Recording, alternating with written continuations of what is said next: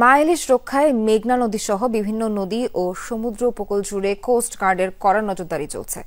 ইলিশ আহরণে ২২ দিনের নিষেধাজ্ঞা উপেক্ষা করে নদীতে মাছ ধরতে নামলে কঠোর ব্যবস্থা নিচ্ছে কোস্টগার্ড। সংস্থাটির দাবি, ধারাবাহিক অভিযানে কমে এসেছে অবৈধভাবে জাটকা মাছ শিকার। বিস্তারিত রাব্বি সিদ্দিকের রিপোর্টে।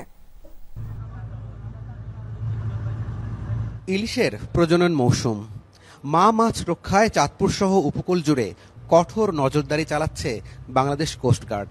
মৎস্য সুরক্ষা ও সংরক্ষণ আইন ১৯৫০ অনুযায়ী ৪ থেকে ২৫ অক্টোবর পর্যন্ত সারা দেশে ইলিশ আহরণ, পরিবহন, মজুদ ও বিক্রি সম্পূর্ণ নিষেধ। এ সময় নিষেধাজ্ঞা অমান্য করে কিছু অসাধু ব্যবসায়ী ও জেলে গোপনে ইলিশ মাছ ধরে মজুদ করে রাখে। কোস্টগার্ড বলছে, জিরো টলারেন্স নীতি অনুসরণ করছেন তারা। একই সাথে ঝাটকা নিধন বন্ধে টানা অভিযান চলছে নদী ও উপকূলে। ইলিশ সংরক্ষণের জন্য মা মাছ ধরায় ২২ দিনের এই নিষেধাজ্ঞার সময় আইন ভঙ্গকারীদের বিরুদ্ধে নিয়মিত মামলা ও জরিমানা করার কথা জানিয়েছে কোস্টগার্ড।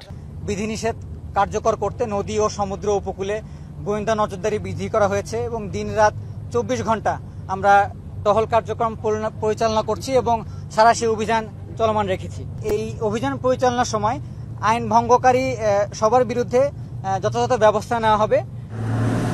সার্বক্ষণিক টহল, গোয়েন্দা নজরদারি ও জনসচেতনতার কথা বলছে সংস্থাটি। মা ইলিশ রক্ষায় কোস্টগার্ড সাঁড়াশি অভিযান চালাচ্ছে নদী এলাকায়। আগামী ২৫ অক্টোবর পর্যন্ত চলবে এই অভিযান।